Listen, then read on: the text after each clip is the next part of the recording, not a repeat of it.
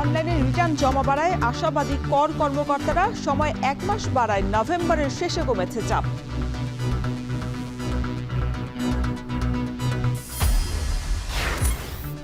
ঢাকায় পাবলিক টয়লেটের সংকটে ঝুঁকিতে জনস্বাস্থ্য। টাকা দিয়ে টয়লেট পরিচালনার মডেলেও পরিবর্তন আনার দাবি।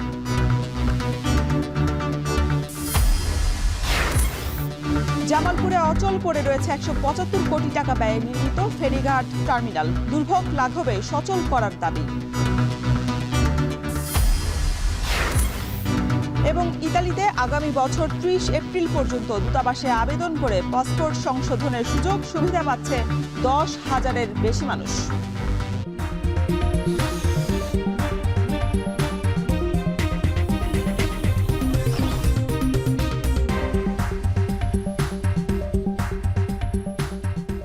স্বাগত এখন সকালে, সঙ্গে আছি আমি শরীফ রওশন। জরিমানাহীন রিটার্ন জমার সময় আরও 1 মাস বাড়িয়েছে এনবিআর। এতে অন্যান্য বছরের তুলনায় চাপ কমেছে এবারের নভেম্বরের শেষের কয়েকদিনে। অনলাইন রিটার্ন জমা বাড়ায় আশাবাদী কর কর্মকর্তারাও। বিস্তারিত জানাচ্ছেন মাঝার মাহবুব। গত 22 অক্টোবর ঢাকা, নারায়ণগঞ্জ ও গাজীপুর সিটি কর্পোরেশনের সব সরকারি কর্মকর্তা ও কর্মচারী ও দেশের সব তফসিলি ব্যাংক, মোবাইল ফোন অপারেটর এবং বেশ কিছু বহুজাতিক কোম্পানির কর্মকর্তা কর্মচারীদের অনলাইনে আয়কর রিটার্ন বাধ্যতামূলক করে রাজস্ব বোর্ড। এনবিআর বলছে এতে এসব অঞ্চল ও প্রতিষ্ঠানের অন্তত 12 লাখের বেশি রিটার্ন জমা পড়বে শুধুমাত্র অনলাইনেই। 24 নভেম্বর পর্যন্ত অনলাইনে নিবন্ধন করেছেন 12.5 লাখ গ্রাহক। এর মধ্যে ই রিটার্ন জমা পড়েছে 5 লাখেরও বেশি, যা 2023-24 অর্থ বছরে একই সময় ছিল 2,17,000। তবে অনলাইনে রিটার্ন বাড়লেও এ সময়ের মধ্যে মোট রিটার্ন 15 লাখ অতিক্রম করেছে, যা গত বছরের তুলনায় খুব একটা বেশি নয়। এরই মধ্যে প্রতি বছরের মতোই এবারও বিনা জরিমানায় রিটার্ন দাখিলের সময় প্রথম ধাপে বেড়েছে 31 ডিসেম্বর পর্যন্ত। তবে অন্যান্য বছরগুলোতে নভেম্বরের শেষ মুহূর্তে সময় বাড়ালেও এবার প্রায় 2 সপ্তাহ আগেই সময় বাড়ানোর ঘোষণায় মাস শেষেও সার্কেলগুলোতে ভিড় নেই বলছেন কর কর্মকর্তারা। শেষের 15 দিন আমাদের চাপটা থাকে, আমরা সার্ভিসটা লোকবল জনবল নিয়োগ শেষের 15 দিনে বেশি রাখি। সময় বৃদ্ধির কারণে যারা করদাতা ইটিআইএন ইতিমধ্যে নিয়েছেন তারা সকলেই আয়কর রিটার্ন দাখিলে সচেষ্ট হবেন এবং এই 31 ডিসেম্বরের ভিতর আয়কর রিটার্ন দাখিল না করিলে আপনাকে জরিমানা দিতে হবে। কর কমিশনাররা বলছেন সময় বাড়ানোর কারণে গত বছরের তুলনায় এবার নভেম্বরের শেষে চাপ কমলেও রিটার্ন সংখ্যা বাড়বে বলে প্রত্যাশা তাদের। তবে অনলাইনে ও সার্কেল অফিসে জরিমানাহীন রিটার্ন জমার সময় বাড়ালেও 30 নভেম্বরের পর কর অঞ্চলের বিশেষ আয়োজন চলবে কিনা আসেনি সেই সিদ্ধান্ত। প্রত্যেকটা জোনেও এটা অনলাইনে মানুষ আগ্রহ প্রকাশ করছে। কোনো সমস্যা হলে সাথে সাথে আমাদের ওখানে সাপোর্ট স্টাফ আছে, টেকনিক্যাল এক্সপার্ট যারা আছে তারা এটা সহযোগিতা করছে তাদেরকে কিভাবে হেল্প করা যায় এবং তারা এটা ভালোই আমরা রেসপন্স পাচ্ছি। প্রাথমিকভাবে আমাদের মেলা নভেম্বর পর্যন্ত আছে, এর পরবর্তীতে সিদ্ধান্ত জাতীয় রাজস্ব বোর্ড থেকে জানানো হবে। 2023-24 করবর্ষে দেশের ট্যাক্স আইডেন্টিফিকেশন নাম্বার ছিল কোটির কাছাকাছি আর রিটার্ন জমা পড়েছিল 43 লাখ। চলতি করবর্ষে টিআইএন সংখ্যা ছাড়িয়েছে 1,07 লাখ। এনবিআর বলছে অনলাইনে রিটার্ন অভ্যস্ত করতে পারলে কমে আসবে এ পার্থক্য। আগামী 2 বছরের মধ্যে সব রিটার্নদাতাদের অনলাইনে নিয়ে আসার পরিকল্পনা সংস্থাটির। মাঝার মাহবুব, এখন ঢাকা। দিন দিন ঢাকার বাসযোগ্যতা কমে আসার অন্যতম কারণ পাবলিক টয়লেট বা গণ শৌচাগারের তীব্র সংকট। হাতে গোনা যেসব পাবলিক টয়লেট আছে সেটাও পরিণত হয়েছে ব্যবসা কেন্দ্রে। এতে পরিবেশ দূষণের পাশাপাশি রোগবালাই ডালপালা মেলে ঝুঁকিতে পড়ছে জনস্বাস্থ্য। নগর পরিকল্পনাবিদরা বলছেন টাকা দিয়ে টয়লেট পরিচালনা বিশ্বে বিরল, তাই এই মডেলে পরিবর্তন আনার দাবি তাদের। বিস্তারিত জানাচ্ছেন তানজিম শাফির, ক্যামেরায় ছিলেন আবু বকর মুন।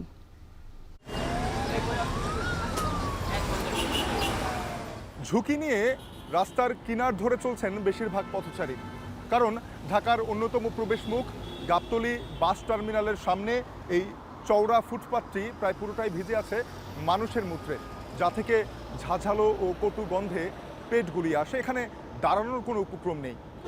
এমন নাগরিক সংকটে কতটুকু সোচ্চার রাজধানী।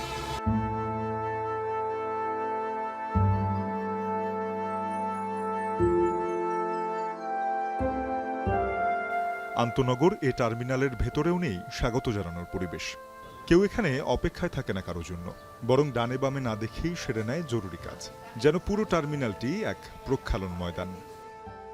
কোনো কথাই তো কাজ হইতে না, সবাই যার মন মতো করে দিয়ে যায়। আমাদের ভাত খেতে দুর্গন্ধ, ভাত বেচা চলা ফেরা সবই তো সমস্যা। ময়লা আবর্জনা পানি জমা থাকে, মুতের পানির উপর মানুষের লড়াচড়া করে। আমরা যখন গাড়ি পার্কিং করি আমরা নিজেরাও এখানে টিকতে পারি না। দুটা পাবলিক টয়লেট আছে, ওখানে গেলে হয়তো স্টাফদেরও সমস্যা হয়, গেলে 5 টাকা করে নেয়। জাতিসংঘের জনসংখ্যা বিষয়ক সংস্থা ইউএনপিপির তথ্যে মহানগরী ঢাকায় 2,39,00,000 মানুষের বাস, যেখানে 2/3 মানুষই প্রতিদিন ঘরের বাইরে যাচ্ছেন। তবে তাদের জন্য 2 সিটি কর্পোরেশন মিলিয়ে পাবলিক টয়লেট আছে মাত্র 167টি। অর্থাৎ নগরীতে চলাচল করেন এমন প্রায় 1.25 লাখ মানুষের জন্য পাবলিক টয়লেট আছে একটি। গণশৌচাগারের তীব্র সংকটে বেগ চেপে রাখার অভ্যাস গড়েছেন অনেকে, আর বাকিরা চক্ষু লজ্জা এড়িয়ে খোলা আকাশের নিচে সাড়া দিতে বাধ্য হচ্ছেন। অ্যাভেলেবেল আপনি পান যে আপনার অপশন আছে, আপনি অবভিয়াসলি তার সেকেন্ড অপশন আপনি চুজ করবেন না। বিব্রত করো এবং এটার জন্য উদ্যোগ নেওয়া খুবই জরুরি। পাবলিক টয়লেট সংকটে সবচেয়ে বেশি সমস্যায় পড়েন কর্মজীবী ও নারী শিক্ষার্থীরা। বিড়ম্বনা এড়াতে তাদের অনেকেই নিয়েছেন অপর্যাপ্ত পানি পানের কৌশল, আছেন মারাত্মক স্বাস্থ্য ঝুঁকিতে। বাইরে যায় কোনো প্রকার পানি বা ফুড না গ্রহণ করার জন্য, কারণ আমরা আমাদের আশেপাশে এত এটিএম বুথ দেখি, কিন্তু কোনো টয়লেট, পাবলিক টয়লেট বা পাবলিক ওয়াশরুম আপনি দেখবেন না। ঢাকা শহরে যতগুলো আমি যেখানে গিয়েছি পাবলিক টয়লেট দেখেছি, সেটা আসলে মেয়েদের ব্যবহারের জন্য উপযোগী না এবং চেপে থাকা থেকে অনেক সময় শারীরিক অনেক সমস্যা হয়ে যাচ্ছে। শপিং সেন্টার খুঁজতে হয় বা রেস্টুরেন্ট খুঁজতে হয়, তারপর দেখা যায় যে অনেক রাত হলে তো সেটা পাওয়াও যায় না। মোবাইল টয়লেট সহ 114টি পাবলিক টয়লেট আছে ঢাকা উত্তর সিটিতে, যার 74টি সরাসরি উত্তর সিটি কর্পোরেশন ও সরকারিভাবে নির্মিত ও পরিচালিত। আর ঢাকা দক্ষিণ সিটি কর্পোরেশনের হালনাগাদে 70টি গণশৌচাগার থাকলেও এর মধ্যে বন্ধ ও ব্যবহার অনুপযোগী হওয়ায় পরিত্যক্ত অনেকগুলো। গত 1 দশকে Sajeda Foundation, WaterAid, Space, Bhumij, আরবানের মতো বিভিন্ন বেসরকারি উন্নয়ন সংস্থা বেশ কিছু টয়লেট নির্মাণ করে, যেখানে রয়েছে নারী, পুরুষ ও বিশেষ চাহিদা সম্পন্নদের জন্য আলাদা ব্যবস্থা, আছে সিসিটিভি ক্যামেরা ও লাগেজ রাখার মতো বেশ কিছু সুবিধাও। রাজধানীসহ সারা দেশে পাবলিক টয়লেট ব্যবহারে আরেকটি বাধা ব্যবহার ফি, কারণ এগুলো ব্যবহারে গুনতে হয় অন্তত 5 থেকে 10 টাকা। এছাড়া ইজারা ও সমিতির মাধ্যমে পরিচালিত অনেক পাবলিক টয়লেট পরিণত হয়েছে ব্যবসা কেন্দ্রে। কোথাও শৌচাগারের জন্য বরাদ্দ পানি বিক্রি করে দেওয়া হয়, আবার কোথাও বা ব্যবহার করা হয় বিভিন্ন পণ্যের স্টোর রুম হিসেবে। কাগজ দেখা যায় 5 টাকা, কিন্তু ওরা নেয় 10 টাকা। ঢাকা শহরে সবচেয়ে বেশি কিন্তু পাবলিক টয়লেটই কিনতে হয়, আর যেন পাবলিক টয়লেটগুলো বেশিরভাগ কিন্তু ক্লিয়ার থাকে না। 5-10 টাকা করে ওরা নিয়ে যায়, গাড়ি পরিষ্কার করে গাড়িওয়ালারা আর কি। মাঝে মধ্যে একটু যদি শর্ট পড়ে 2-1 বালতি আমরা একটু নেই, নিয়ে একটু গাড়ি টিপ গেত আছে টান দিয়ে দিই। এই ঢাকা উত্তর সিটি কর্পোরেশন বলছে, পাবলিক টয়লেট পরিচালনায় ইজারাদারদের বিরুদ্ধে অতিরিক্ত অর্থ আদায় সহ অনিয়মের অভিযোগ পাওয়া গেলে অপসারণ করা হবে। আর লোকবল ঘাটতি পূরণ হলে সরাসরি পরিচালনার দায়িত্ব নেবে সিটি কর্পোরেশন নিজেই। Most of the public toilets কিন্তু বিভিন্ন সংস্থা, এনজিওর মাধ্যমে পরিচালিত হয়। তাদের সাথে আমাদের একটা চুক্তি হয় এবং সেখানে স্পেসিফিকেশন দেওয়া থাকে, কত টাকা মূল্য, কত টাকা দর হবে, কি করতে হবে তাদেরকে। শর্ত ভঙ্গ করলে যা করতে হয়, যে ডিসিপ্লিনারি অ্যাকশন, সেটা অবশ্যই আমরা নেব। ড্রেনেজ সার্কেলের জনবল নিয়োগ হলে মোস্ট অফ দ্য টয়লেটস আমরাই পরিচালনা করব, তখন যে অভিযোগগুলো আছে সেটাকে আরও ভালোভাবে টেক কেয়ার করা আমাদের সম্ভব হবে। তবে আপাতত গণশৌচাগার সংকট মাথায় নিয়ে ঢাকার জনস্বাস্থ্য ঝুঁকি বেড়ে চলেছে। বাড়ছে ইউরিন ইনফেকশন, কিডনি বিকল আর রেচনতন্ত্রের জটিল রোগাক্রান্তের সংখ্যা। চেপে যদি ধরে রাখে, প্রস্রাবের থলিতে অনেক প্রস্রাব থাকে, তাহলে মাংসপেশিগুলো সবসময় প্রসারিত অবস্থায় থাকে। পরবর্তীতে দেখা যায় তার সংকুচিত হওয়ার যে শক্তি, সে তীব্রতা স্বাভাবিক অবস্থায় আর আসে না, প্রসারিত থাকে। এবং সেই সমস্ত ক্ষেত্রে প্রস্রাব করার পরেও দেখা গেল যে তাদের প্রস্রাব যথেষ্ট পরিমাণে জমা থাকে, যেটাও তার পরবর্তীতে পাথর হওয়া, ইনফেকশন হওয়া, কিডনি নষ্ট হওয়ার একটা বড় কারণ হতে পারে। নগর পরিকল্পনাবিদরা বলছেন, টাকা নিয়ে পাবলিক টয়লেট পরিচালনা বিশ্বে বিরল।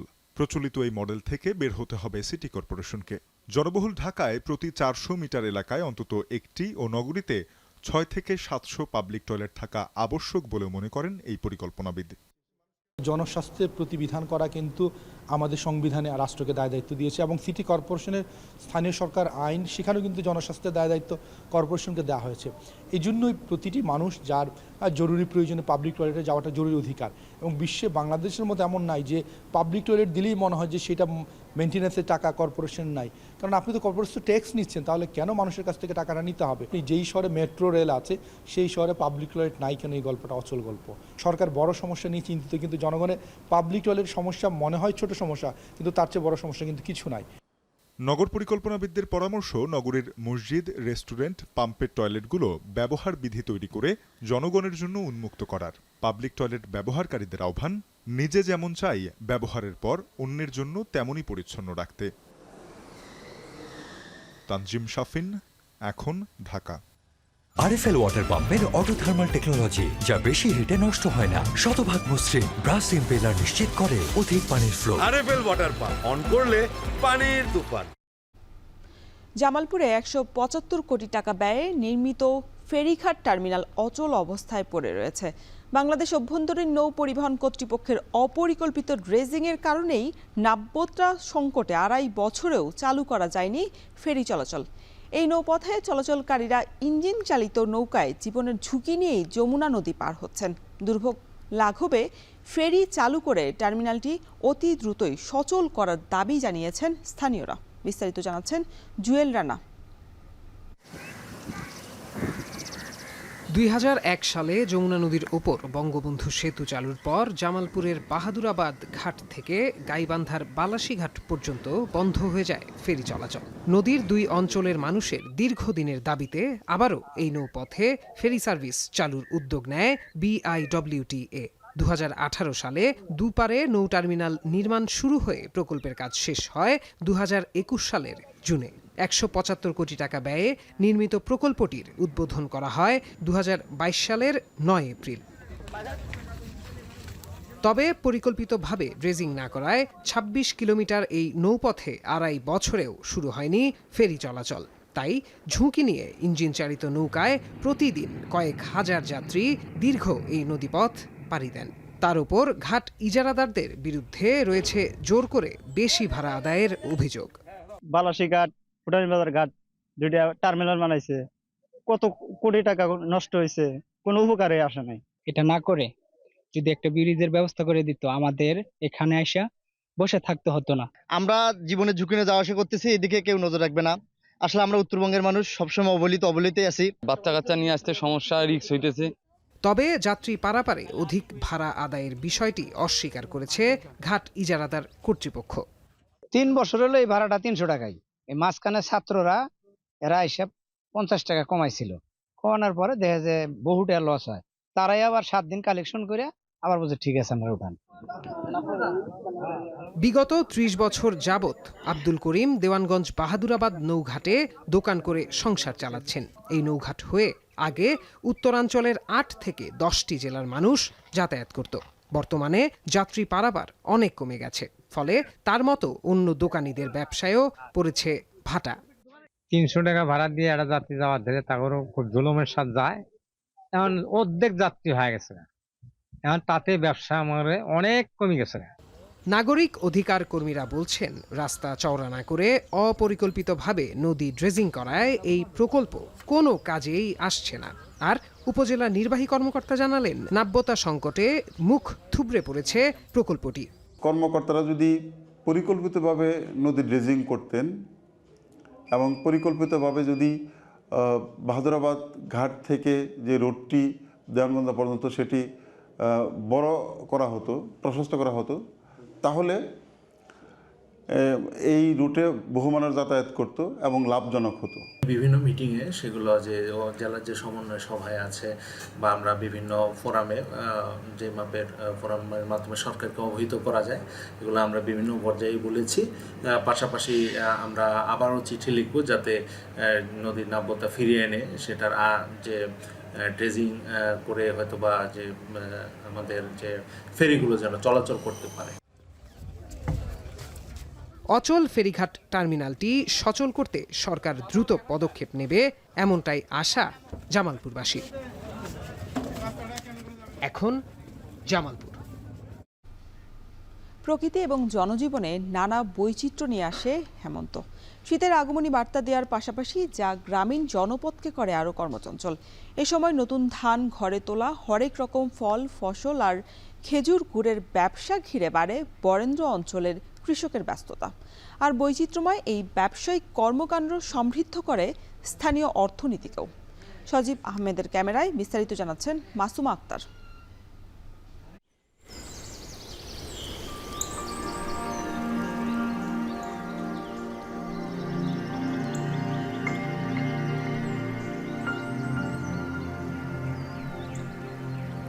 রাতের আধার কাটিয়ে পূবাকাশে ভোরের সূর্য, হেমন্তের পাকা ধানের ডগার ফাঁকে উকি দেয় রাঙা আলো। তাতে ধীরে ধীরে ফিকে হয় অন্ধকার। তখনও কুয়াশার চাদরে ঢাকা উত্তরের জনপদ।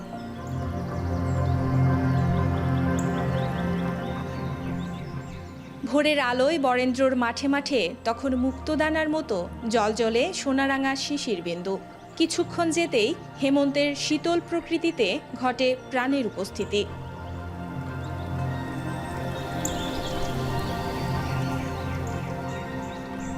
ঠিক তখনই শিশির ভেজা ভোরে কাস্তে কোদাল হাতে মাঠে নামে কৃষাণের দল। পাশেই লাঙল দিয়ে হাল চাষে ব্যস্ত বরেন্দ্রর চাষি। অগ্রহায়ণের এ সময়ে পরিপক্ক ফসল তোলার পাশাপাশি চলে নতুন আবাদের প্রস্তুতি। যখন যেটা সময় তখন সে সময়তে চাষাবাদ করে আমরা কৃষি মানুষ, সে আবাদ করি। ড্রাগন করি, তারপরে বোর আছে, তারপরে করলা, পটল, এভরিথিং আমরা আবাদ করি।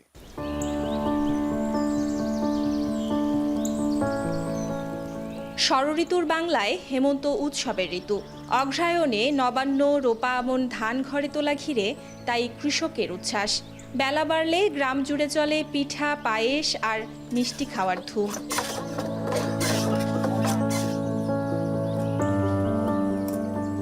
আর দিন গড়িয়ে বিকেল হতেই খেজুরের গাছ ঘুরে রস সংগ্রহে বাড়ে গাছির ব্যস্ততা।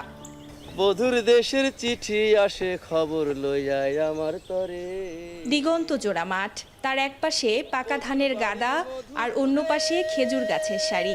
সেই পাকা ধান আর মিষ্টি রসের ঘ্রাণে তাই গাছির কণ্ঠে ওঠে আনন্দের সুর। ওরে আইতে যাইতে পথে পড়ে গভীর গহীন সমুদ্র। হেমন্তে পাকা ধান, নানা ফল ফসলের আবাদ আর খেজুর গুড় ঘিরে চাঙ্গা হয় বরেন্দ্র অঞ্চলের ব্যবসা বাণিজ্য। যাদের খেজুর গাছ আছে তারা বেশ অর্থকারী ফসল হিসেবে দেখে এবং খুব লাভজনক ব্যবসাটা। আর বর্তমান গুড়ের বাজার তো এখন ভালোই, 160, কিছুদিন আগে 220 টাকা গেল, 30 টাকা গেল। আমরা আশা করছি এই বছর 3 কোটি টাকার গুড় সরবরাহ করতে পারবো ইনশাআল্লাহ। অর্থনীতিবিদরা বলছেন, কৃষি নির্ভর অর্থনীতিতে হেমন্ত আসে আশীর্বাদ হয়ে। নবান্নের শস্য, পিঠাপুলি আর নানা অর্থনৈতিক কর্মকাণ্ড সমৃদ্ধ করে এ জনপদকে। শীত নতুন একটা ঋতুই নিয়ে আসে না, আমরা অর্থনৈতিকভাবে আমাদের কৃষকদের জন্য একটা নতুন সময় নিয়ে আসে। আমি বলবো যে সেই দিক থেকে শীত আমাদের জন্য একটা আশীর্বাদ হিসেবেই আসে আর কি। বছর শেষে মহাজনের ঋণ পরিশোধে কৃষকের হাসি আর সারা বছরের অন্নের জোগানো হয় এই সময়। বাংলার ঘরে ঘরে হেমন্ত তাই সুখ সমৃদ্ধিকাল। মাসুমা আক্তার, এখন, রাজশাহী। এদিকে উত্তরের জেলা পঞ্চগড়েও দিন দিন বাড়ছে শীতের তীব্রতা। এ বিষয়ে আরো বিস্তারিত জানাতে পঞ্চগড় থেকে যুক্ত হচ্ছেন সহকর্মী লুৎফর রহমান। লুৎফর, দেখছি যে সূর্য উঠে গেছে। শীতের দিনে তাপমাত্রা কখন কমে আর কখন বাড়ে বিস্তারিত জানবেন, এবং যারা স্বল্প আয়ের মানুষেরা আছেন তাদের দুর্ভোগে এই কোনো প্রশাসন কোনো ব্যবস্থা নিয়েছে কিনা?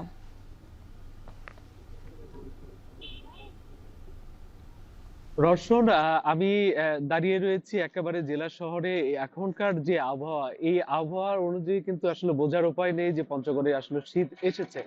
তবে আমরা দেখেছি যে হেমন্তেই কিন্তু উত্তরের জেলাতে শীতের আগমন ঘটেছে এবং শীতের যে তীব্রতা সেটি কিন্তু বেশিরভাগ থাকছে সন্ধ্যা থেকে সকাল পর্যন্ত, একেবারে 7টা কখনো 8টা পর্যন্ত কিন্তু আমরা শীতের যে আবহ সেটি আমরা দেখতে পাই এবং তাপমাত্রা কিন্তু ক্রমান্বয়ে কমে আসছে। আমরা দেখেছি গতকালও দেশের সর্বনিম্ন তাপমাত্রা 12.1 ডিগ্রি সেলসিয়াস রেকর্ড করা হয় পঞ্চগড়ের তেঁতুলিয়াতে। আজ সকালে পঞ্চগড়ের সর্বনিম্ন তাপমাত্রা মাপা হয়েছে 11.4 ডিগ্রি সেলসিয়াস। তবে সকালে সূর্য ওঠার পরেই কিন্তু আসলে তাপমাত্রা বাড়তে থাকে এবং দিনের যে তাপমাত্রা সেটি কিন্তু একেবারে 28 থেকে 30 ডিগ্রি সেলসিয়াস পর্যন্ত উঠে যায়। আমরা দেখেছি যে আসলে শীত এলেই পঞ্চগড়ের মানুষের দুর্ভোগ বাড়ে, তবে এখনকার যে শীত সেটি কিন্তু সেই দুর্ভোগের শীত কিন্তু এখনো শুরু হয়নি। এই বর্তমানে যে শীত চলছে এই শীতে কিন্তু পঞ্চগড়ের মানুষ, বিশেষ করে এই জনপদের মানুষ কিন্তু চলাচল করতে এবং এই আবহাওয়ায় কিন্তু তারা অভ্যস্ত। এবং আমরা দেখেছি যে এই হালকা এই শীত উপভোগ করবার জন্য দেশের বিভিন্ন স্থান থেকে পঞ্চগড়ে পর্যটকরা ছুটে আসেন, বিশেষ করে কাঞ্চনজঙ্ঘা উপভোগ করার জন্য। আর আজকে পর্যটকদের জন্য একটি দারুণ খবর হলো যে আজকে সকালে কাঞ্চনজঙ্ঘা আসলে কিন্তু উত্তর আকাশে ভেসে উঠেছে এবং কাঞ্চনজঙ্ঘা কিন্তু খুব পরিষ্কার ভাবে আজ দেখা যাচ্ছে পঞ্চগড় থেকে, এবং প্রকৃতিপ্রেমীরা কিন্তু ক্রমান্বয়ে ছুটে আসছেন এই হালকা শীত উপভোগ করবার জন্য। আর শীতের যে তারতম্য আমরা দেখেছি যে দিনে তাপ থাকলেও সন্ধ্যা নামার সাথে সাথে কিন্তু তাপমাত্রা কমতে থাকে এবং রাতে বৃষ্টির মতো কুয়াশা ঝরে এবং সকালে কখনো হালকা কুয়াশা এবং কখনো কিন্তু ঘন কুয়াশায় আচ্ছন্ন থাকে চারপাশ। আজ কিন্তু সকালেই সূর্যের দেখা মিলেছে এবং তাপমাত্রা কিন্তু ক্রমান্বয়ে বাড়ছে এবং চারপাশে কিন্তু চমৎকার একটি শান্ত স্নিগ্ধ এবং পরিবেশ বিরাজ করছে। তো রওশন, এই ছিল আমার কাছে পঞ্চগড় থেকে শীতের সার্বিক পরিস্থিতি। শীতের তীব্রতার খবর জানাতে আমাদের সাথে এই মুহূর্তে যুক্ত ছিলেন সহকর্মী লুৎফর রহমান। এখন সকালে নিচ্ছে একটা বিরতি, ফিরছে একটু পরেই।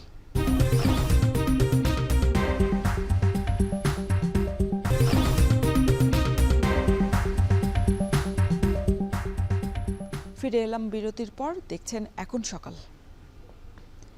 রাজশাহীতে ভরা মৌসুমেও দাম কমছে না শীতকালীন সবজির। পাইকারি বাজারে সবজির দাম প্রায় অপরিবর্তিত থাকলেও বেড়েছে খুচরা বাজারে। নগরীর হরগ্রাম বাজার থেকে যুক্ত হচ্ছেন সহকর্মী রাকিবুল হাসান। রাকিব, জানাবেন যে শীতকালীন সবজির দাম বাড়তি থাকার কারণ কি, খুচরা বাজারে এ বিষয়ে বিক্রেতারা কি বলছেন? রওশন, আসলে গেল কয়েকদিন থেকেই রাজশাহীর বাজারে যে সবজি, শীতকালীন সবজি, সেটির সরবরাহ যথেষ্ট পরিমাণ ছিল। তবে আজকে ছুটির দিনে খানিকটা সরবরাহ কম লক্ষ্য করা যাচ্ছে এবং সে কারণেই ব্যবসায়ীরা যেটি বলছেন যে অন্যান্য দিনের থেকে আসলে দামটা খানিকটা বাড়তি। আজকে সকাল থেকে আমরা যেটি দেখেছি সবজি ভেদে 60 টাকা থেকে 90 টাকা প্রতি কেজি দরে আসলে বিক্রি হয়েছে এবং সেক্ষেত্রে শীতকালীন সবজির যেগুলো রয়েছে সেগুলোই আসলে বেশি। পাইকারি বাজারে অন্যান্য দিনে যেমনটা সরবরাহ থাকে সেই রকম সরবরাহ আসলে আমরা খুব একটা বেশি লক্ষ্য করিনি এবং ব্যবসায়ীরা বলছেন যে সরবরাহ সংকটের কারণেই মূলত আসলে দামটি আসলে এখনো পর্যন্ত বেশি হয়েছে। তবে গেল বছরের তুলনায় যদি ভাবা যায় তাহলে কিন্তু এখন পর্যন্ত আসলে শীতকালীন যে সবজি সেগুলোর দাম কমে আসার কথা থাকলেও এখনও কিন্তু সিম বিক্রি হচ্ছে 60 টাকায়, করলা 70 থেকে 90 টাকা পর্যন্ত এবং পটল 35 থেকে 40 টাকা কেজি বিক্রি হচ্ছে। মূলার দাম সবচেয়ে কম আজকের বাজারে, সেটি 28 থেকে 30 টাকা কেজি। বেগুনের দাম কিন্তু এখনও কমছে না, সেটি পাইকারি বাজারে আজকে আমরা 55-60 টাকা দেখেছি এবং যেটি খুচরা বাজারে প্রায় 70 থেকে 80 টাকা কেজি দরে বিক্রি হচ্ছে। সবচেয়ে কম আরও একটি যে সবজিগুলো রয়েছে তার মধ্যে পালং শাক এবং সবুজ শাক, যেটি 150 টাকা পাল্লা অর্থাৎ 30 টাকা কেজি এবং সবুজ শাক 110 টাকা পাল্লা 22 টাকা কেজি দরে বিক্রি হচ্ছে।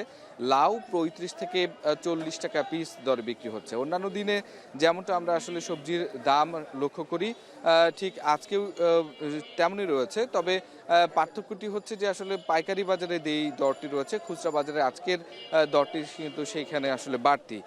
যেই দরগুলো আসলে এতক্ষণ পর্যন্ত আমরা যে জানছিলাম সেটা কিন্তু পাইকারি দরে বিক্রি হচ্ছে, যেটি খুচরা বাজার আরও 10 থেকে 15 টাকা কিন্তু বেড়ে যাচ্ছে। এবং আজকে যেহেতু শুক্রবারের বাজার, অনেকেই আসলে বাজার করতে আসেন ছুটির দিনে এবং এই ছুটির দিনের বাজারের যেহেতু ক্রেতার সমাগম বেশি হয় এবং একই সাথে অন্যান্য দিকে সকাল থেকে দেখা গেছে বিভিন্ন সবজির কিন্তু সরবরাহ সংকট, সেই জায়গা থেকে কিন্তু আসলে দাম আসলে বেশি হয়েছে। সুতরাং এই অবস্থায় আসলে যে সবজির সরবরাহ সংকট এবং একই সাথে ক্রেতার উপস্থিতি বেশি ছুটির দিনে, যে কারণে কিন্তু রওশন আসলে এই সবজির দামটি আসলে বেড়েছে। এবং হরগ্রাম বাজারে যদিও আসলে পদ্মার চর এবং আশপাশের জায়গাগুলো থেকে, উপজেলাগুলো থেকে আসলে সবজি আসে, তবে সেই তুলনায় সবজির সরবরাহ কিন্তু আজকে আমরা খুব একটা বেশি দেখিনি, ব্যবসায়ীরা বলছেন সেই কারণে আসলে দাম বাড়ানো হয়েছে। তো এই ছিল রওশন আমার কাছ থেকে হরগ্রাম বাজারের সর্বশেষ খবর। শীতকালীন সবজির বাজার পরিস্থিতি জানাতে রাজশাহী থেকে যুক্ত ছিলেন সহকর্মী রাকিবুল হাসান। এদিকে ব্রাহ্মণবাড়িয়ার আশুগঞ্জ মোকামে নতুন আমন ধান উঠতে শুরু করলেও এখনও চড়া বাজার। এছাড়া ভারত থেকে আমদানির পরও অপরিবর্তিতই থেকে যাচ্ছে চালের দামও। সংশ্লিষ্টদের দাবি, মোকামে পর্যাপ্ত সরবরাহ না থাকায় চাহিদা মতো ধান কিনতে পারছেন না চাল কল মালিকরা। তবে সরবরাহ স্বাভাবিক হলে চালের বাজারে ইতিবাচক প্রভাব পড়বে বলে মনে করছেন তারা। বিস্তারিত জানাচ্ছেন আজিজুল সঞ্চয়। দেশের পূর্বাঞ্চলের সবচেয়ে বড় মোকাম আশুগঞ্জে উঠতে শুরু করেছে নতুন মৌসুমের আমন ধান, যাতে গেল কয়েক মাসের তুলনায় বেড়েছে সরবরাহ। তবে তা এখনও চালকল মালিকদের চাহিদার চেয়ে কম হওয়ায় চড়া ধানের বাজার। মূলত জেলার 250 চালকলে ধানের যোগান দেয় আশুগঞ্জের মেঘনাপাড়ের এই মোকাম। প্রতিদিন কেনাবেচা হয় 5 থেকে 6 কোটি টাকার। মৌসুমে যা আরও বাড়ে। তবে গত বড় মৌসুম শেষ হওয়ার পর থেকে সরবরাহ কমে যাওয়ায় বাড়তে থাকে দাম। বর্তমানে প্রতিদিন 40 থেকে 50 হাজার মন ধান মোকামে উঠছে। তবে তা চাহিদার তুলনায় অর্ধেক হওয়ায় প্রতিমন বিয়ার 28 1650 টাকা, বিয়ার 29 1570 ও মোটা জাতের ধান বিক্রি হচ্ছে 1370 টাকায়। এই সপ্তাহে নতুন ধান আমন ধান আসতেছে, তো এই হিসাবে আশা করা যায় ধানের দর কমার সম্ভাবনা আছে। ধান আমদানিতে বেশি হবে, আস্তে আস্তে ধানের সংকটটা কমে যাব, কমার বাজারটা একটু নিয়ন্ত্রণে আসবে বা কমার সম্ভাবনা আছে। চালকল মালিকরা বলছেন, ধানের বাজার নিয়ন্ত্রণে না এলে এবারের আমন মৌসুমে সরকারের চাল সংগ্রহের লক্ষ্যমাত্রা পুরোপুরি অর্জন হবে না। নতুন ধানের যে যে সরবরাহ, সেই সরবরাহ অনুপাতে দামটা অনেক বেশি, সেই জন্য আমাদের কোনোভাবেই পড়তা হচ্ছে না। ইন্ডিয়ান এলসি আসছে, আমরা ধারণা করছিলাম আমরা পড়তা হবে, সেটাও হচ্ছে না। আমরা যে সরকারকে চাল দেব, সেটা নিয়ে আমরা সরকারকে কিভাবে চালটা দেবো সেটা নিয়ে সন্দিহান। কারণ গভর্নমেন্ট আমাদের যে রেট দিছে, সেই রেট 47 টাকা, আর আমাদের পড়তা হচ্ছে 49 থেকে 50 টাকা। আশুগঞ্জ থেকে প্রতিদিন অন্তত 10 কোটি টাকার চাল ঢাকা, চট্টগ্রাম ও সিলেট বিভাগের বিভিন্ন জেলায় সরবরাহ করা হয়। আজিজুল সঞ্চয়, এখন ব্রাহ্মণবাড়িয়া। দেশের সবচেয়ে মজবুত আরএফএল ল্যাডার, যা 6061 গ্রেড অ্যালুমিনিয়ামে তৈরি। শক্তিশালী MS ক্রসবার নিশ্চিত করে সর্বোচ্চ নিরাপত্তা। RFL ladder. শীতের শুরুতেই খেজুরের গুড় তৈরিতে ব্যস্ত ফরিদপুরের গাছিরা। ভেজালমুক্ত এবং গুণগত মান ঠিক থাকায় জেলার চাহিদা মিটিয়ে এই গুড় যাচ্ছে দেশের অন্যান্য জেলায়ও। কৃষি কর্মকর্তারা বলছেন, গুড়ের মান ঠিক রাখতে গাছি এবং তরুণ উদ্যোক্তাদের পরামর্শ দিচ্ছেন তারা। বিস্তারিত প্রতিবেদনে। কাক ডাকা ভোর, গাছ থেকে খেজুরের রস নামাতে ব্যস্ত গাছিরা। রস নামানোর পরই শুরু হয় গুড় তৈরির প্রক্রিয়া। রাসায়নিক কোনো দ্রব্য ছাড়াই তৈরি করা হয় এসব গুড়, আর প্রতি কেজি বিক্রি করা হয় 600 থেকে 700 টাকায়। গুণ, মান ও স্বাদে অতুলনীয় হওয়ায় ফরিদপুরের খেজুর গুড় ও পাটালির খ্যাতি দেশ জুড়ে। তাই তো সকাল থেকেই গুড় কিনতে ভিড় করেন স্থানীয় সহ বিভিন্ন এলাকার ক্রেতারা। জেলার চাহিদা মিটিয়ে এসব গুড় যায় দেশের বিভিন্ন স্থানে। তবে উৎপাদন কম হওয়ায় ক্রেতাদের চাহিদা মতো গুড় দিতে পারেন না গাছিরা। অনেক দূর দূরান্ত থেকে এইখানে খেজুর কিনতে আসে এবং স্বল্প মূল্যে এখানে গুড় পাওয়া যায়। টেস্টটা অবভিয়াসলি ভালো এবং এটা একদম জেনুইন, একেবারে জেনুইন। বিভিন্ন উদ্যোক্তারা যেন এটিকে ধরে রাখে, আমাদের এটি প্রত্যাশা থাকবে এবং বিভিন্ন সংস্থা, সরকারের বিভিন্ন প্রতিষ্ঠান যেন এগুলোকে প্রমোট করে। যে একদম নিজে দাঁড়িয়ে থেকে আমরা গুড়টা বানিয়ে নিয়ে যাব এবং এটা আমাদের যে কাস্টমার লেভেল আছে বা কাস্টমাররা আছে, ক্রেতা আছে, তাদেরকে সরবরাহ করবো ইনশাল্লাহ। গত কয়েক বছরে গুড়ের ঐতিহ্য ধরে রাখতে নানা উদ্যোগ নিয়েছেন তরুণ উদ্যোক্তারা। তবে এক্ষেত্রে নানা সমস্যার মুখোমুখি হচ্ছেন তারা। আগের চেয়ে সংখ্যা কমেছে খেজুর গাছের। এছাড়া গাছ কাটতে গাছিও পাওয়া যায় না। রাজশাহী ও যশোর সহ বিভিন্ন জেলা থেকে আনতে হয় গাছিদের। 600 গাছ আমি নিজে আবাদের আওতায় নিয়ে এসেছি আমার 7 জন গাছি দিয়ে। তো আমার আলহামদুলিল্লাহ ভালো প্রোডাকশন হবে। আমার 600 গাছের থেকে আমার সাইকেলিং করে প্রত্যেক দিন 325টা গাছ জোড়া কাটা হবে। তো সেক্ষেত্রে আমার প্রত্যেক দিন হয়তো 150 হাঁড়ি রস আসবে। সম্প্রতি কৃষি অফিসের পক্ষ থেকে লাগানো হচ্ছে খেজুর গাছ। এছাড়া গুড় তৈরির সময় উদ্যোক্তারা যাতে কোনো কেমিক্যাল ব্যবহার না করেন সেজন্য দেওয়া হচ্ছে সব ধরনের পরামর্শ। আমাদের 34টি ব্লকে 10,000 খেজুর গাছ রোপণ করা হয়েছে এবং তাল গাছ রোপণ করা হয়েছে 100টি করে। তো আমরা আশাবাদী ফরিদপুর সদরের এবং ফরিদপুর জেলার যে খেজুরের ঐতিহ্য রয়েছে খেজুর গুড়ের, সেই খেজুরের গুড়ের ঐতিহ্য বহমান থাকবে এবং এখান থেকে আমাদের স্থানীয় যে উদ্যোক্তারা আছে তারা অনেক লাভবান হবে। খেজুর গুড়ের ঐতিহ্য ধরে রাখতে উদ্যোক্তাদের পাশে দাঁড়াবে প্রশাসন, এমনটাই প্রত্যাশা স্থানীয়দের। কৃষি অফিসের তথ্য মতে ফরিদপুরে ছোট বড় 1.5 লাখের বেশি খেজুর গাছ রয়েছে। এখন ফরিদপুর। এখন সকালে নিচ্ছে আরও একটা বিরতি, সাথেই থাকুন।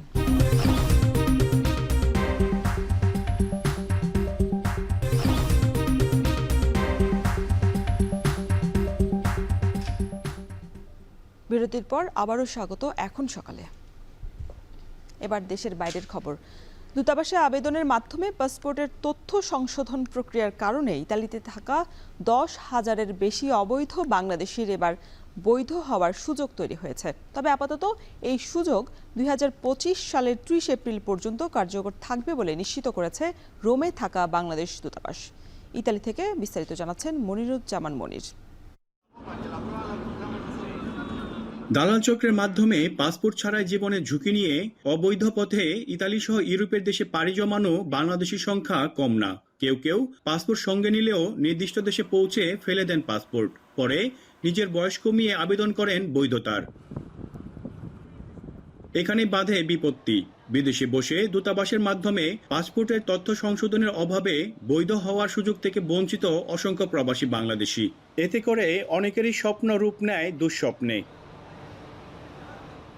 এমন পরিস্থিতিতে শুধু ইউরোপ নয়, 2025 সালে 30 এপ্রিল পর্যন্ত বিশ্বের সব দেশে থাকা প্রবাসীরাই সেখানে থাকা বাংলাদেশ দূতাবাসের মাধ্যমে নিজের পাসপোর্টের তথ্য পরিবর্তনের সুযোগ পাচ্ছেন।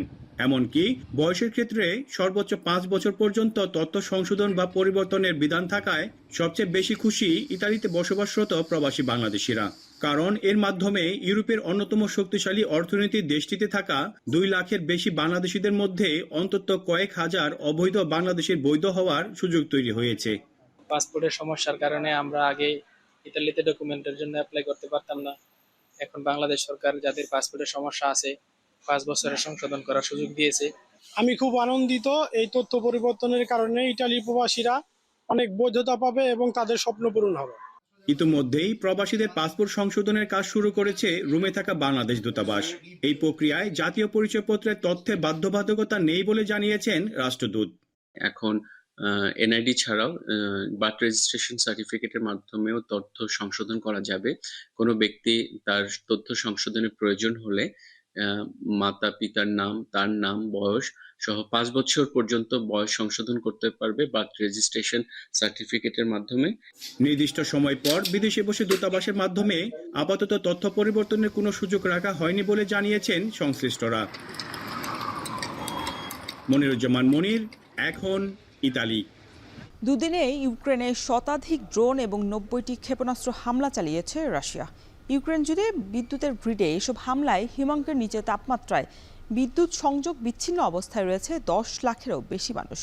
পরবর্তী লক্ষ্য কিয়েভের সিদ্ধান্ত গ্রহণের কেন্দ্র। ছোড়া হবে নতুন অরেশনিক হাইপারসোনিক মিসাইলও, শক্তিতে যা পারমাণবিক অস্ত্রের সমতুল্য। এমন হুমকি দিয়েছেন রুশ প্রেসিডেন্ট ভ্লাদিমির পুতিন। তার দাবি, ইউক্রেনকে পশ্চিমাদের দেয়া অস্ত্রের চেয়ে 10 গুণ শক্তিশালী রাশিয়ার অস্ত্রের এই মজুত। বিস্তারিত জানাচ্ছেন নুজহাত কামাল। 6টি যুদ্ধাস্ত্রবাহী ওরেশনিক মিসাইল 21 নভেম্বর আঘাত হানে ইউক্রেনের দিনিপ্রোতে। ক্ষয়ক্ষতি উল্লেখযোগ্য না হলেও এমন নকশায় শব্দের চেয়েও দ্রুতগতির এ অস্ত্র অপ্রতিরোধ্য বলে দাবি মস্কোর। এর ধ্বংসাত্মক ক্ষমতার দাবিতে নড়ে বসেছেন পশ্চিমা সমরবিদরাও। বৃহস্পতিবার রাশিয়ান বার্তা সংস্থা টাস জানায়, রুশ ভূখণ্ডের অনেকটা ভেতরে হামলার সমুচিত জবাব দিতে দুদিনে ইউক্রেনের 17টি লক্ষ্যে শতাধিক ড্রোন ও 90টি ক্ষেপণাস্ত্র হামলা চালিয়েছে মস্কো। পুরো ইউক্রেনের জ্বালানি অবকাঠামো ধসিয়ে দেওয়ার লক্ষ্যে বিশাল পরিসরে এ হামলা, অভিযোগ কিয়েভের। হিমাঙ্কের নিচে তাপমাত্রার মধ্যে এমন হামলায় বিদ্যুৎ সংযোগ বিচ্ছিন্ন হয়ে ভয়াবহ মানবিক দুর্যোগের মুখে ইউক্রেনের 10 লাখের বেশি মানুষ। Был на 5 точках, только здесь сказали соседи, что есть. Генератора у нас, например, нету в нашей оптике, мы не можем проверить зрение. 2.5 বছরের যুদ্ধে এখন পর্যন্ত ইউক্রেনের রাজধানীতে সরকারি কোনো স্থাপনায় হামলা চালায়নি রাশিয়া। কিন্তু পশ্চিমা দেশগুলোর দেয়া দূরপাল্লার ক্ষেপণাস্ত্র দিয়ে রুশ ভূখণ্ডের ভেতরে ইউক্রেনের হামলার জবাবে মস্কোর পরবর্তী লক্ষ্য কিয়েভের সিদ্ধান্ত গ্রহণের কেন্দ্র। হুমকি পুতিনের। কাজাখস্তানের রাজধানী আস্তানায় সাবেক সোভিয়েত দেশগুলোর নিরাপত্তা জোটের শীর্ষ সম্মেলনে বৃহস্পতিবার যোগ দিয়ে এসব কথা বলেন রুশ প্রেসিডেন্ট ভ্লাদিমির পুতিন। Мы будем отвечать, в том числе и возможным продолжением испытания Орешника в боевых условиях, как это было сделано 21 ноября. আকাশ প্রতিরক্ষা ব্যবস্থার মাধ্যমে উচ্চ সুরক্ষিত কিয়েভ, কিন্তু পুতিনের দাবি আকাশ প্রতিরক্ষা ব্যবস্থাকে বুড়ো আঙুল দেখিয়ে লক্ষ্যে আঘাত হানতে সক্ষম রাশিয়ার ওরেশনিক হাইপারসনিক মিসাইল। এমনকি পারমাণবিক হামলার সমতুল্য হতে পারে ওরেশনিকের আঘাত, বলছেন পুতিন। আরও বলছেন ইউক্রেনকে পশ্চিমাদের দেয়া অস্ত্রের চেয়েও শক্তিশালী রুশ অস্ত্র ভান্ডার। Сколько вооружения поставлено на Украину и сколько планируется поставить? Что касается производства соответствующих ракетных ইউক্রেনে গেল সপ্তাহের হামলায় ব্যবহৃত ওরেশনিকের ধ্বংসাবশেষ পরীক্ষা করে পশ্চিমা অস্ত্রবিদরা অবশ্য পুতিনের সব দাবি খারিজ করে দিয়েছেন। You know, if the weapon were inherently terrifying, he would just use it. But that's not quite enough. He's had to use it, and then he had to do a press conference, and then he had to do a second press conference to say, hey, this thing is really scary. এদিকে যুক্তরাষ্ট্রে ক্ষমতা থেকে বিদায় নেওয়ার আগে মার্কিন president Joe Biden ইউক্রেনকে পারমাণবিক অস্ত্র দিয়ে যেতে পারেন বলে খবরের তীব্র প্রতিক্রিয়া জানিয়েছেন পুতিন। এমনটা বাস্তবে ঘটলে পুরো অস্ত্র ভান্ডার ইউক্রেনের বিরুদ্ধে ব্যবহার করবে রাশিয়া, হুঁশিয়ারি প্রেসিডেন্টের।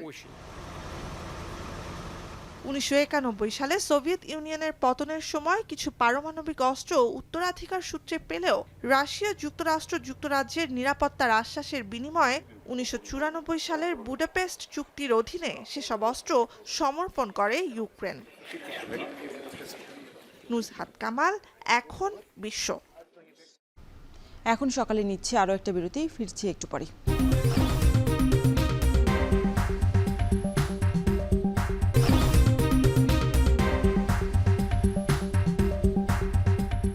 বিরতির পর আরও একবার স্বাগত এখন সকালে। এবার খেলার খবর। প্রথমবার ফেডারেশনগুলোর কমিটিতে এসেছে শিক্ষার্থী প্রতিনিধি। দেশের রাজনৈতিক পট পরিবর্তনের পর আগের কমিটিগুলো ভেঙে দিয়ে নতুন অ্যাডহক কমিটির 4টি ফেডারেশনে শিক্ষার্থী প্রতিনিধি নিয়োগ দিয়েছে জাতীয় ক্রীড়া পরিষদ। নবনিযুক্ত এসব প্রতিনিধির চাওয়া শুধু রাজধানী কেন্দ্রিক নয়, খেলা ছড়িয়ে দেবেন দেশের সর্বত্র। ওয়াসিউল হক পান্থর প্রতিবেদনে। দেশের বিভিন্ন ক্রীড়া ফেডারেশন যেন কয়েকজন সংগঠকের হাতের মুঠোয় বন্দী। বছরের পর বছর ধরে পদ আঁকড়েছিলেন কিছু সংগঠক, ফলে অনেকটাই স্থবির হয়ে পড়ে ফেডারেশনগুলো। তবে রাজনৈতিক পট পরিবর্তনের পর ক্রীড়াঙ্গনেও পরিবর্তনের ছোঁয়া লাগে। তারই অংশ হিসেবে শুরুতেই সার্চ কমিটি গঠন করা হয়। তাদের পরামর্শ অনুযায়ী ভেঙে দেয়া হয় পুরনো কমিটিগুলো, দায়িত্ব দেয়া হয় অ্যাডহক কমিটিকে। আর সেখানেও নতুনত্বের ছোঁয়া। প্রথমবার ফেডারেশনগুলোর কমিটিতে এসেছেন শিক্ষার্থী প্রতিনিধি। প্রথম দফায় 9টি ফেডারেশনের কমিটি নিয়োগ দেয় জাতীয় ক্রীড়া পরিষদ। তার মধ্যে ব্রিজ, বাস্কেটবল, টেনিস ও অ্যাথলেটিক্স ফেডারেশনে এসেছেন শিক্ষার্থী প্রতিনিধি। জাতীয় দলের জার্সি গায়ে বাস্কেটবল কোর্ট মাতিয়েছেন অনিরুদ্ধ বর্ণ। এখনও খেলছেন ঢাকা বিশ্ববিদ্যালয়ের দলে। এবার তার কাঁধে চেপেছে ফেডারেশনের দায়িত্বও। বর্তমানে জিনিসটা আমি খুব এনজয় করছি, কারণ আমার আগে থেকে প্ল্যান ছিল আমি ক্রীড়াক্ষেত্রেই থাকবো। তো চেয়েছিলাম দীর্ঘদিন আমি পেশাদারভাবে খেলেই যাব, বাট খুব তাড়াতাড়ি এই সুযোগটা আসছে, তো চেষ্টা করবো এটা ভালো কিছু করার। দেশের ক্রীড়াঙ্গনে অপরিচিত হলেও পুরনো খেলা ব্রিজ। কার্ড দিয়ে খেলা হয় বলে অনেক নেতিবাচক ধারণা থাকলেও এই খেলার বিশ্বকাপে অংশগ্রহণ করেছে বাংলাদেশ। এই ফেডারেশনের প্রতিনিধি হিসেবে এসেছেন বুয়েট শিক্ষার্থী মাহমুদুল হাসান সুমন। জুলাই পরবর্তী প্রেক্ষাপটে যে কোনো জায়গাতেই শিক্ষার্থীদের যে একটা স্বতঃস্ফূর্ত অংশগ্রহণ আমরা লক্ষ্য করছি, এটা আমরাকে সাধুবাদ জানাই। এবং ব্রিজে আমি শিক্ষার্থী প্রতিনিধি হিসাবে চেষ্টা করব যাতে বিভিন্ন ভার্সিটিগুলোতে, public varsity, engineering university, medical কলেজগুলোতে এই ব্রিজ খেলাটা বা ডুপ্লিকেট ব্রিজটাকে আরও কীভাবে সম্প্রসারণ করা যায়। ইনডোর গেমস হওয়ায় দুটি ডিসিপ্লিনই নির্দিষ্ট গণ্ডিতে বন্দী। তবে দুই তরুণের কণ্ঠেই খেলাগুলোকে ছড়িয়ে দেওয়ার লক্ষ্য। ঢাকায়, চিটাগংয়ে, রাজশাহীতে, খুলনায়, এরা হাতে গোনা আপনার কয়েকটা বিভাগীয় জেলা যারা আছে, এখানে যারা একটু শখ করে থাকে বা পছন্দ করে খেলাটাকে, তারাই নর্মালি খেলে থাকে। বাট আমার নেক্সট যে টার্গেটটা থাকবে, সেই নেক্সট টার্গেটটা হচ্ছে জিনিসটাকে এই খেলাটার মধ্যে আরও পেশাদারিত্ব নিয়ে আসা। ব্রিজে আসলে বিভিন্ন জেনারেশন বেসিসে প্লেয়ারগুলা ব্রিজ ফেডারেশনে আসেন বা ডুপ্লিকেট ব্রিজ খেলেন। সেক্ষেত্রে 2014-15 পরবর্তীতে ব্রিজে একদমই এই যে নতুন যে প্লেয়ারগুলা স্পেশালি ভার্সিটি কেন্দ্রিক যেই প্লেয়ারগুলো আসতেন সেই আসার ফ্লোটা একদম কমে গিয়েছে। তা আমাদের চেষ্টা থাকবে যে ব্রিজটাকে আরও বেশি শিক্ষার্থী কীভাবে সম্পৃক্ত করা যায় সেই ব্যাপারে আমাদের বিশেষ গুরুত্ব থাকবে। শিক্ষার্থীদের হাত ধরেই উঠছে নতুন বাংলাদেশের ঝান্ডা। ক্রীড়াঙ্গনে তারা কেমন ভূমিকা রাখবেন তা সময় বলে দিবে। উন্নত কান্ট্রিগুলোতে কিন্তু সিম্পল ব্যাপার, কিন্তু আমাদের ওয়াসিউল হক পান্থ, এখন ঢাকা। ফলাফল নির্ধারণ। আজ থেকে শুরু হচ্ছে বিপিএল ফুটবলের 17তম আসর। জমজমাট আয়োজন না হলেও দর্শক মাঠে আনতে চেষ্টার কমতি রাখছে না বাফুফে। সংস্থাটির সিনিয়র সহসভাপতি ইমরুল হাসান বলেন, আর্থিক সংকটে থাকা ক্লাবগুলোর পাশে থাকবেন তারা। আরও জানাচ্ছেন আরিফুল ইসলাম সাহাব। জাঁকজমকপূর্ণ আয়োজন ছাড়াই মাঠে গড়াচ্ছে বিপিএল ফুটবল। তবে আয়োজনে চমক না থাকলেও চমক থাকছে দর্শকদের জন্য। দেশের ঘরোয়া ফুটবলে গ্যালারিতে দর্শক টানতে থাকবে রাফেল ড্রয়ের আয়োজন। খেলাগুলো সরাসরি সম্প্রচারিত হবে টিভিতে। প্রতি ভেন্যুতে আমরা দর্শকদের জন্য হয়তো যারা উপস্থিত থাকবে তাদের জন্য কিছু রাফেল ড্রয়ের মাধ্যমে কিছু পুরস্কার জানুয়ারি মাস নাগাদ হতে পারে। আশা করছি হয়তো আমরা দ্বিতীয় উইন্ডো থেকে আমরা এটা করব। ঘরোয়া ফুটবলে গতি ফেরাতে শুধু দর্শকরাই নয়, পুরস্কারের তালিকায় থাকবেন ক্রীড়া প্রতিবেদক থেকে শুরু করে দেশি বিদেশি ফুটবলার, গোলকিপারও। পুরস্কার পাবেন সেরা গোলদাতাও। আমরা বিপিএল নাইটসে যেমন বেস্ট প্লেয়ার, বিভিন্ন সেক্টর, গোলকিপার, রক্ষণভাগে, মিডফিল্ড এবং বিদেশি দেশি প্লেয়ার, সর্বোচ্চ স্কোরার এবং বছরের সেরা রেফারিতে যেমন পুরস্কৃত করার পাশাপাশি এবং স্পোর্টস রিপোর্টিংয়ের ক্ষেত্রে 3টি সেক্টরে আমরা পুরস্কৃত করব। বেস্ট রিপোর্টকে সেটা print media, electronic media plus online, এই 3টে সেক্টর ভাগ করে আমরা স্পোর্টস রিপোর্টারদেরকে পুরস্কৃত করব। আর্থিক সংকটে থাকা ক্লাবগুলো ছায়া অভিভাবক হিসেবে পাশে পাচ্ছে বাফুফেকে। স্পন্সরের ব্যবস্থা করে দেওয়ার পাশাপাশি নির্বিঘ্নে পুরো টুর্নামেন্টে খেলা চালিয়ে যাওয়ার জন্য যথাসম্ভব সচেষ্ট থাকবে বলে জানিয়েছেন বাফুফের সিনিয়র সহসভাপতি। এছাড়াও আগামী মৌসুমে সবগুলো ফুটবল টুর্নামেন্ট আয়োজনের প্রত্যয় ব্যক্ত করেছেন তিনি। মূল যে জায়গাটাতে সমস্যা হচ্ছে সেটা হচ্ছে আর্থিক সক্ষমতাটুকু। অনেক ক্লাবই সেভাবে হয়তো এবার স্পন্সর বা ডোনার জোগাড় করতে পারেনি। কিন্তু আমরা বিপিএল কমিটির পক্ষ থেকে আমাদের চেষ্টা থাকবে যারা একদমই খারাপ অবস্থা আছে তাদের জন্য ছোটোখাটো হয়তো কোনো ডোনারের ব্যবস্থা করে দেওয়ার চেষ্টা আমাদের থাকবে। স্বাধীনতা কাপ এবং সুপার কাপটুকু আমরা এবার করছি না, তো আমাদের চেষ্টা থাকবে আগামী বছর, আগামী সিজনে আমরা এবার যে 3টি করছি সেই 3টির পাশাপাশি স্বাধীনতা কাপ এবং সুপার কাপ সহ 5টি টুর্নামেন্ট যেন আমরা করতে পারি। দেশের ঘরোয়া ফুটবলে একসময় গতি ছিল, মাঠে ছিল দর্শক, মৌসুম জুড়ে দর্শক সমর্থকদের উল্লাস উন্মাদনায় মুখরিত থাকত ফুটবল অঙ্গন। এবার নানা রকমের চেষ্টায় ফুটবলের সোনালী অতীত ফিরিয়ে আনার চ্যালেঞ্জ বাফুফের। আরিফুল ইসলাম সাহাব, এখন ঢাকা। শেষ করছি এখন সকাল, তার আগে শিরোনামগুলো আরও একবার। অনলাইনে রিটার্ন জমা বাড়ায় আশাবাদী কর কর্মকর্তারা, সময় 1 মাস বাড়ায় নভেম্বরের শেষে কমেছে চাপ।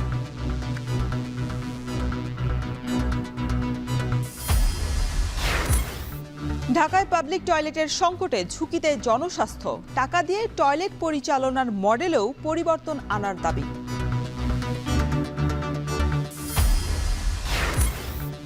অপরিকল্পিত ড্রেজিংয়ে 2.5 বছরেও চালু হয়নি জামালপুরের ফেরিঘাট টার্মিনাল, দুর্ভোগ লাঘবে সচলের দাবি। এবং ইতালিতে আগামী বছর 30 এপ্রিল পর্যন্ত দূতাবাসে আবেদন করে পাসপোর্ট সংশোধনের সুযোগ, সুবিধা পাচ্ছে 10,000-এর বেশি বাংলাদেশি। এই ছিল এখন সকালের আয়োজনে। এখন টেলিভিশন ওয়েবসাইটে দেখতে ভিজিট করুন www.এখন.tv। এছাড়া ফেসবুকে যুক্ত থাকতে ভিজিট করুন facebook.com/tv.এখন এবং ইউটিউবে এখন টেলিভিশন দেখতে ভিজিট করুন youtube.com/c/এখন tv।